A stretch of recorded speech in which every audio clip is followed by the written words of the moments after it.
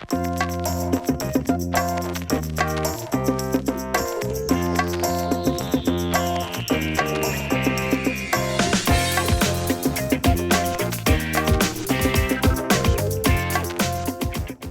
debate is another word for an argument. That is not to say that it is an undisciplined shouting match between parties that passionately believe in a particular point of view. Each student gets 2 minutes to say their speech and state their side. After their time is up, the court gets an opportunity to answer questions. This usually lasts about 2 minutes as well. The debate you're about to watch is a debate, student Congress debate, which is a model congressional debate simulating the U.S. Senate. And the bill, I believe, was written by Ian Shannon, which is, if passed, it would remove the clause "under God" from the Pledge of Allegiance. Okay, first of all, I'd like to establish the point that I am clearly aware that it is not required to recite the pledge.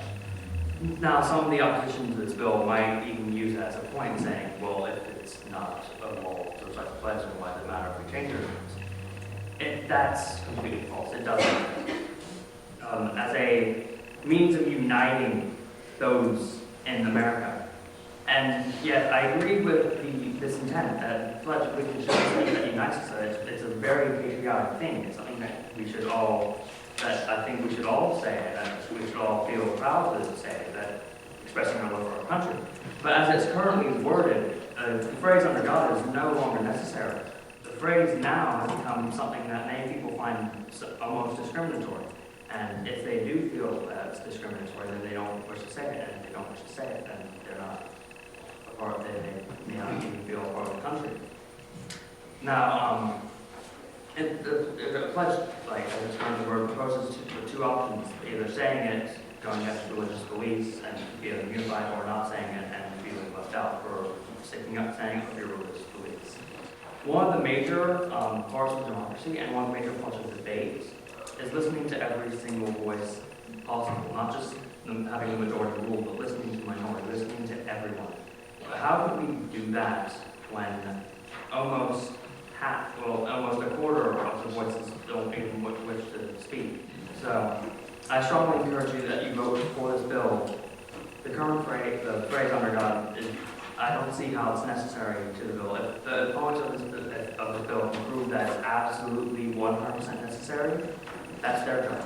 Okay, so the debate we did was on whether or not to remove "under God" from the Pledge of Allegiance. My point of view on that is that in America, we're a melting pot society. We have a whole bunch of different people, a whole bunch of different beliefs, and "under God" refers mainly to one religion, but it could refer to maybe there are 3 or so religions that have a single deity. But I just wanted to feel it because the pledge is a very American, very symbolic American thing, and I just feel like it should represent America more.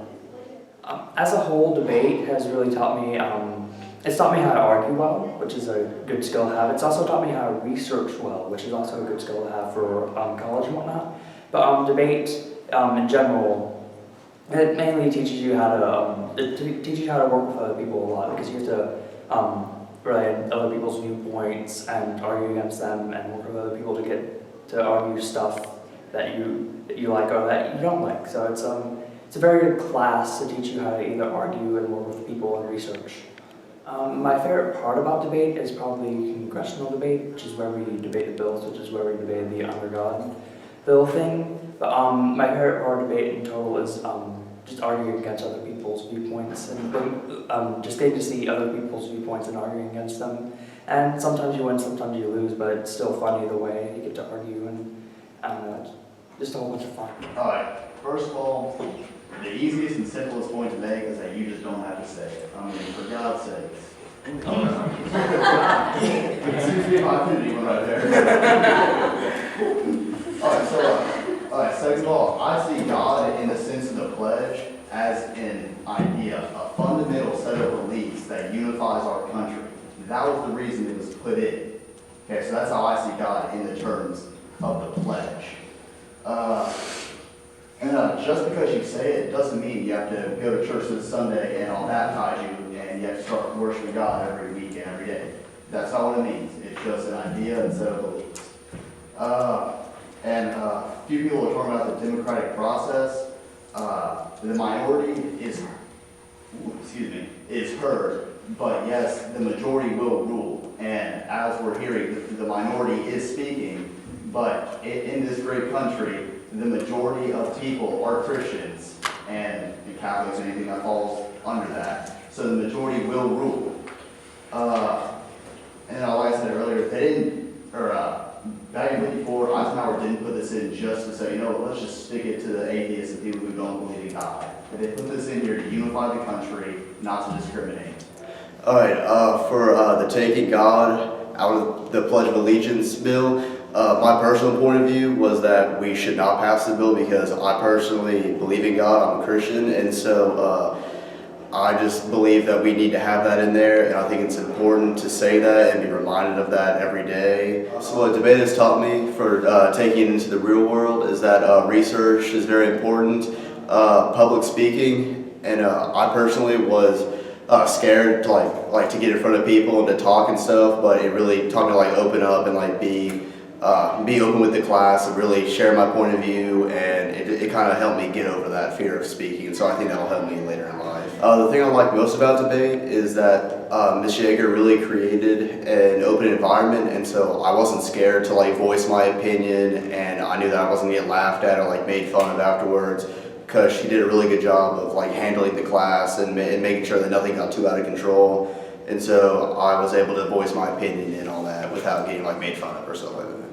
All right, so how do you get to vote whether or not on this bill will it pass? You can, if there's no one else that wants to speak on the other side, you go to immediate vote because you don't want a series of Me Too speeches. So let's say someone speaks against taking God out of the Pledge of Allegiance and the presiding officer calls for a speech in favor and there is none, you go to a vote. On a controversial issue, that's probably not going to happen. You're always going to have someone that wants to speak on the other side. And so how do you ever get to an end of that? Well, we use parliamentary procedure just like they do in the chamber, and someone would call for the question. And calling for the question means, all right, everything that can be said has been said, and at this point we're becoming repetitive. And in order to have, when you vote to call for the question, that means we're ready to vote. That takes a 2/3 majority, and there's a reason for that, because that ends debate. Well, I really like debate because we can talk about a lot of issues that are sort of pertinent. There's a lot of different kinds of debate. We have debate like we did today that's fairly formal.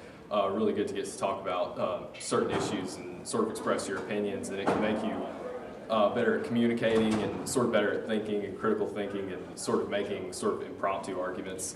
All right, so the question is, why is debate important? And I would say, why is democracy important? I'm clearly very biased on this issue, but it is the best training to be a citizen in this country. Our country is based on the idea that we don't need a king or a queen or a dictator, that the people in this country can make the best decisions given the competition of ideas.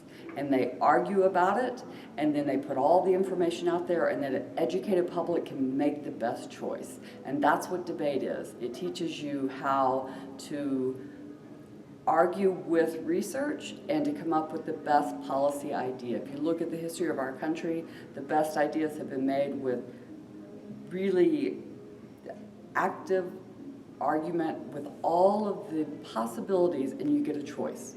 When you have a few people that just decide what happens for everyone else, it really doesn't go very well.